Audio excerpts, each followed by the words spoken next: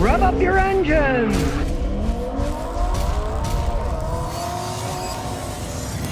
Yes, the prices of used cars is finally coming down. I just bought this Buick Regal for $3 grand. We'll start out with the engine. This is a very good engine. It's a 3800.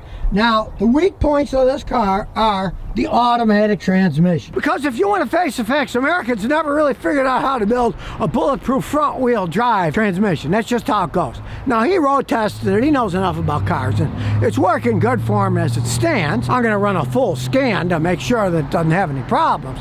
But if you're looking at one of these, the first thing you want to do is just get in it, start it up, take it for a spin. Back it up, take it in town, and then drive it. If you can find any highway ramps going up or a hill, take it up the hill, see how the tranny works.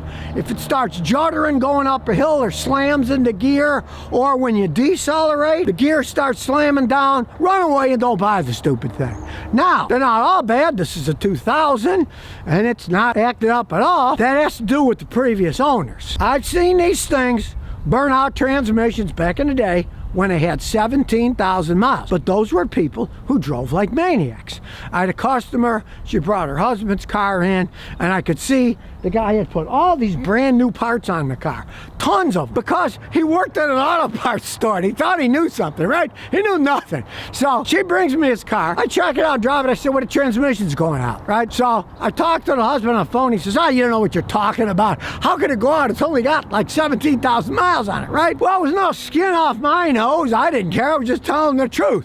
So I said, I'll tell you what, Jack, you don't believe me. Take it to this guy, Jim Shine of Shine Transmissions. At one time, he was the president of the North American Automatic Transmission Rebuilders Association. He knew his stuff, right? I owned the car in the parts department. He knew Jim. Everybody in town knew Jim, right? So he takes it to Jim, and I call up Jim, and I say, hey, the guy bringing that Buick? He said, yeah, the trannies weren't out. I said, did he believe you? And he said, yeah, he believed me, right? So I asked his wife, does your husband drive like a maniac? She said, he peels out at stop signs, slams on the brake, and he destroyed the transmission. It was the same exact car as this. It was a 2000, right? But I have had little old ladies and old men drive these things. Didn't have a lick of problems with them. People who bought them secondhand didn't have any problems if they babied it. Now, let's say you don't baby your cars. Don't buy one of these used. Because I had a customer that did in Houston too.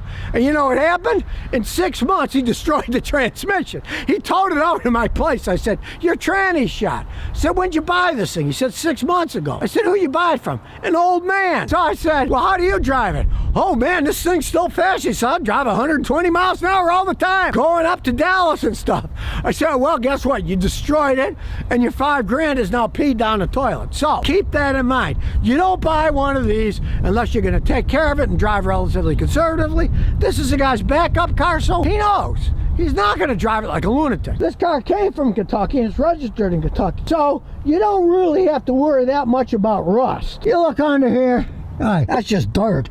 It's up nice and solid. Yeah, you live up north, the Salt Belt. The second thing you do would be crawl under it, see if it's all rotted away. If it's rotted away, run away from it. These are unibody cars. Once the body starts to rot, it's worth nothing. Now, let's get on my big computer and we'll see what kind of shape this thing's in. Okay, let's get some diagnostics going here. The auto VIN. Okay, it knows it's 2000 passenger car Buick Regal without air pump. Do a scan of everything. Okay, while it's scanning it, these things are usually pretty well made. You can see the dash is still good. The seats are crinkled, they're leather, but these were nice luxury cars in their day. I realized one thing. This dude lives in Kentucky. Like Tennessee, they don't do inspections of cars, emissions, all that crap. So if stuff goes wrong and it runs okay, he doesn't care. 11 codes. So we'll start with the body control module. Deck lid relay output charge ground. We really don't care about that, so we'll erase that code. That means nothing. There's 5 codes here.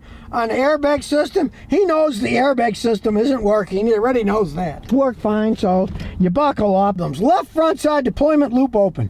Option configuration error. Class 2 data link malfunction. PCM and lost communication with BCM and standard body module. So, I mean, we'll erase it, but we know those will come back. Still has one of these after I erase it because there's a loop open. One of the wires is shorted out. We don't care. That just means the airbags won't deploy. The seat belts are plugged in. They work. So, got one for the chat. sassy, you know, people. Another squirrely one, I suppose. Tire pressure, well, who cares? He's got a tire pressure gauge. He can measure that himself. These older GMs have really crappy tire pressure monitoring systems anyways. You're better with a tire pressure gauge in the glove box. Now it's got 4 codes for the powertrain, which may or not mean much. We'll see what those are. Heated oxygen sensor, heated oxygen sensor, heated oxygen sensor, oil pressure switch circuit. Probably the heaters are burnt out in the oxygen sensors, right? So when your car warms up for the first minute, it pollutes less, right? What a bunch of manure anyways. But this is a Kentucky. It doesn't care. The car runs perfectly fine, right? It's not the sensor itself. It's the stupid heater circuit that heats it up. And the engine oil pressure switch circuit. His oil pressure light works. Watch. Turn it off, turn it on. There it is. Telling you low oil. We start it up. It goes off. So it actually is working. We don't know the history of this thing, so we'll erase those codes.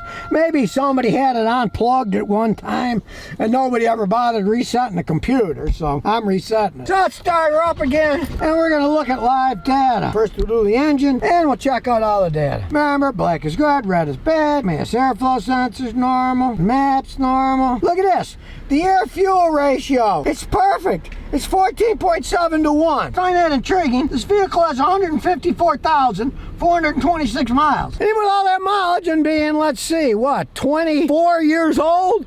The air-fuel ratio is perfect. 14.7 to 1 is perfect. Hey, Buick used to make really good cars, like all this mods all this time, and it's running not even 1/100% off. It's perfect. And check it out, the short-term fuel trim.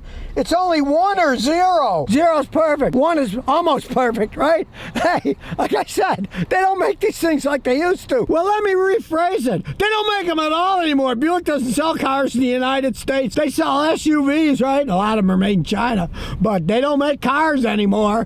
Hey, they don't make them like they used to make these for years anyway. The trannies were always the weak part of this, so let's go back a little here, and we'll go to transmission live data.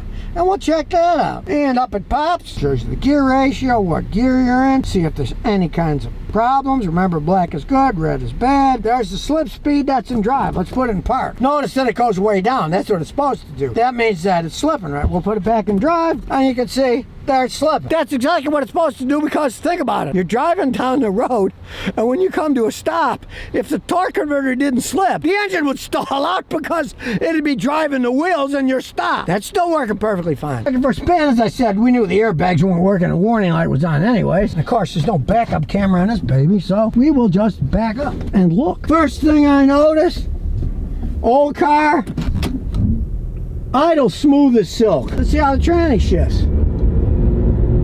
You can barely feel it shifting gear. Now I gotta say, it's a little on the bouncy side here, but hey, you know, it's 24 years old, it's got 154,000 miles, and it looks to me like it's still got the original struts and shocks on it, so, I mean, you can still drive it. It's not out of control, they're just somewhat worn. No noise from the wheel bearings, they're all in pretty good shape.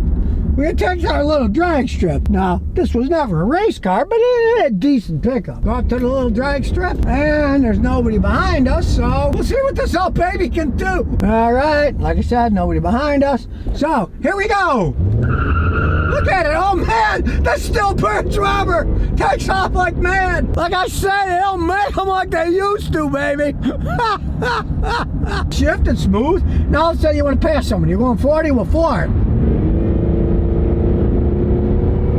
Picks up pretty good. Downshifts and upshifts perfectly smooth. People took care of it. This transmission's still in excellent shape. This thing still goes down the road, has a nice smooth ride, even with the old struts and shocks on it.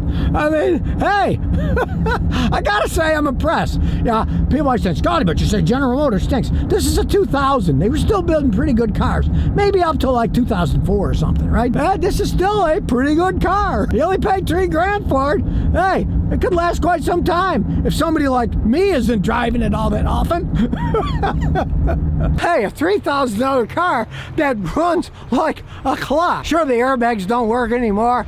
Tire pressure monitoring system doesn't work, but it runs like a dream. And it rides like a dream. It's a shame GM doesn't make them like they used to. This is a 2000, made in Canada. The Canadians did a good job, held up. He's got himself a great car for $3 grand that he can probably drive for years.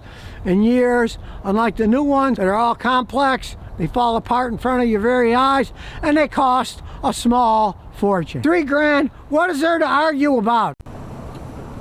So if you never want to miss another one of my new car repair videos, remember to ring that bell.